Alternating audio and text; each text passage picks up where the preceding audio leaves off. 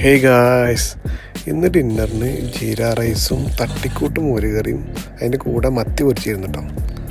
എന്നാൽ റെസിപ്പി പിടിച്ചോളി.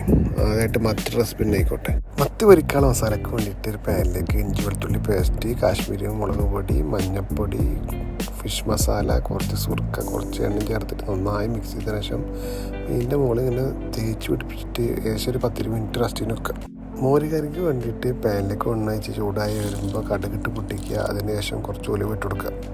അതിന് ശേഷം നമ്മൾ ഉള്ളി അതിലേക്ക് ചേർത്തിട്ട് നന്നായി അയറ്റുക. നമ്മൾ മൈൻഡ് വന്ന് മനസ്സിലായപ്പോൾ ഇഞ്ചി വെളുത്തുള്ളി പേസ്റ്റ് ചേർക്കുക, കുറച്ച് പച്ചമുളക് ചേർക്കുക, വെട്ടി വെച്ച വെണ്ടക്കൂടി ചേർത്തിട്ട് നന്നായി വേവിക്കുക. വേവിച്ച് വന്ന മസാലയ്ക്ക് വേണ്ടി കുറച്ച് മഞ്ഞൾപ്പൊടിയും ചേർക്കുക. പിന്നെ നമ്മുടെ മെയിൻ സാധനം കറിവേപ്പില.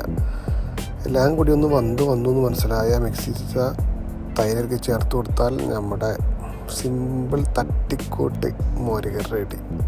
പിന്നെ നമ്മുടെ മത്തിക്കുട്ടന്മാരെ പൊരിച്ചെടുക്കാൻ വേണ്ടിയിട്ട് പാനിലേക്ക് ഓയിൽ വെച്ചിട്ട് കറിവേപ്പില ഇട്ടതിന് ശേഷം മത്തി വെല്ലെ വെച്ചിട്ട് തീ കുറച്ച് വെച്ചിട്ട് നൈസായിട്ട് ആരാംസെ വെല്ലെ പൊരിച്ചെടുക്കുക.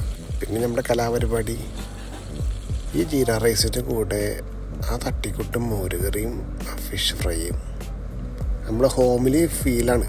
നമ്മൾ നാട്ടിൽ നിന്നൊക്കെ വീട്ടിൽ കഴിച്ചിരുന്ന അതേ ഫീലാണ്. അപ്പോൾ റെസിപ്പി ഇഷ്ടപ്പെട്ട എല്ലാവരും ട്രൈ ചെയ്ത് നോക്ക്. It's me food is Sulfi. By.